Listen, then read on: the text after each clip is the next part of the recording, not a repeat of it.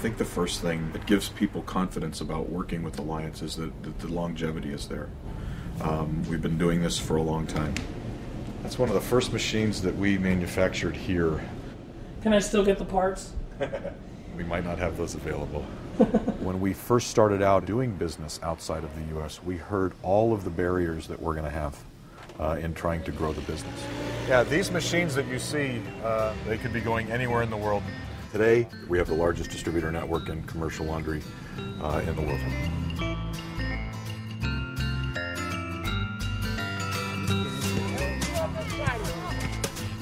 Jackson, my oldest son, is the big guy there that looks like me with the red sock.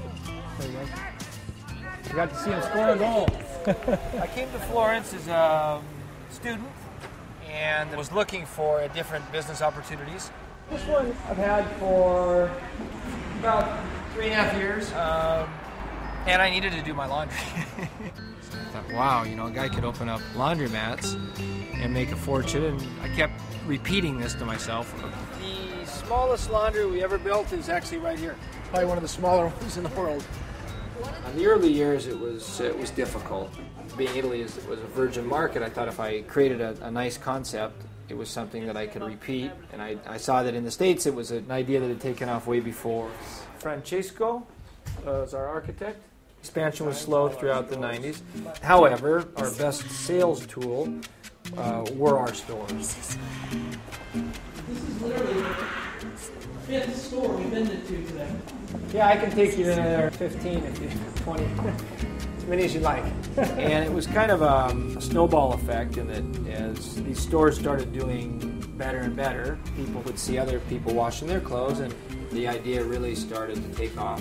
So what number store will this be for you? Probably total 300 and something. No.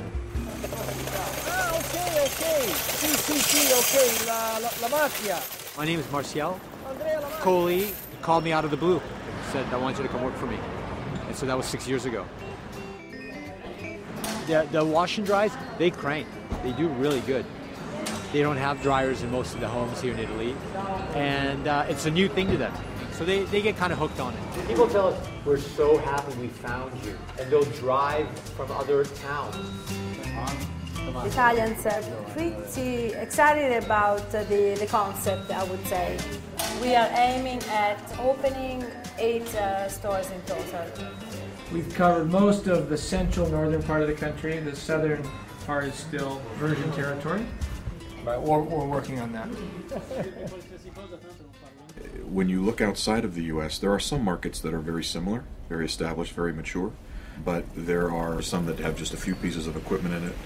The exciting thing is that oftentimes you can start out with a very small investment. I believe this is the first coin laundry in the Philippines, and it's actually it's the men's bathroom, and then we converted like a small portion of it. When we tried to introduce coin laundry in the Philippines, what we learned is that a lot of people like it because they see it in the movies, but since there's none here, no one wanted to be first. When we first opened this, I was actually here for 2 weeks, you know, like introducing them to the concept. You know, I teach them how to sort their clothes. I learned that throughout the world, it always starts out in universities. So I figured, you know, I probably need to start it. So yeah, Tess works for me, and like the students love her. She's saying the students find it amusing to do their own laundries using tokens. Like I never gave laundry like a second look until, you know, when I did my own laundry in the US, and I saw how little information about laundry is available in the Philippines. Every day actually that I was seeing the data, you know, I got more and more inspired that, you know, this is really what I want to do. I don't know if there's any laundry place in the Philippines that will have this many equipment. Like the customers for this is really going to be like the laundry ladies, and we want to be able to keep the prices low enough for them to make it up. With Alliance's help, I was able to form this business model that we think will work in the Philippines. Yeah, I have the smallest office. That's my table. We never considered working with anyone else besides Alliance because this is the same model that's being used in America, in Europe, and you really don't want to reinvent the wheel. That's one of the great things I like about Alliance is they actually come over and look at how the water was done, how the electricity was, you know, set up. Working with them is a real partnership. You know, I sometimes I even get a feeling that we're just like one company. One thing that we know is that there's absolutely nothing that replaces being face-to-face with a customer in their place of business. That's why we have people in key areas. We have a field manager in Lebanon. We have one in Malaysia, one in Mexico City. In Malaysia, we have Jackson Tang. When a field manager goes into a location, he'll say, okay, let's play on this a little bit more. Do you have the tools that you need? This is an international unit that will be sent to one of our international customers. The rapport with experts from Alliance was especially important in the early stages of the business. They were open to developing products that we needed over here because the gas codes are different, the electrical. They're good collaborators. Nobody really loves to do laundry, right? Nobody really wakes up in the morning and says, today is a great day because I have to do my laundry. It's a first car for our company.